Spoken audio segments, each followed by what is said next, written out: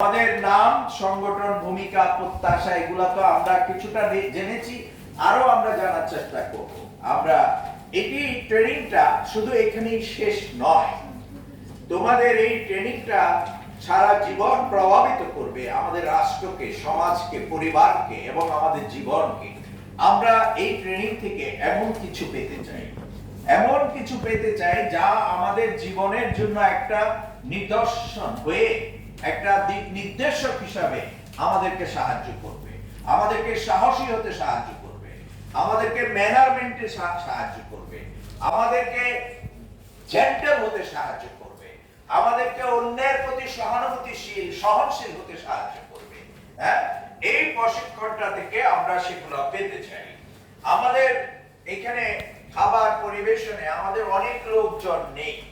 তোমরা নিজেরা নিজেদের প্রতিষ্ঠান মনে করে যেভাবে সম্ভব তোমাদের যতটুকু নিজেরা করে নিজেরাও করার চেষ্টা করবে। হ্যাঁ, আমাদের আবাসন সুযোগ সুবিধা প্রবেশ এখানে যতটুকু মানে হুঁশিয়ার যারা ব্যবহার করে, যারা দৃষ্টি প্রতিবন্ধী ব্যবহার আছে, আমার 100% তো প্রতিবন্ধী বান্ধব এটা এখনো হয়নি।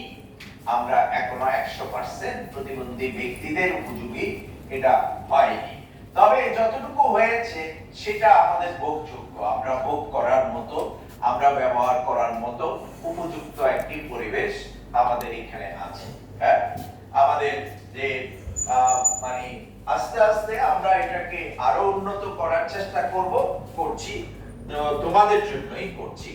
তো এখানে যারা আবাসন সুযোগ সুবিধা বা টয়লেট, বিশেষ করে যারা বেসিন ব্যবহার করবে, এগুলা কল টল অপারেট করা, হ্যাঁ, যারা জানো না অন্যকে জিজ্ঞাসা করে নিতে পারো।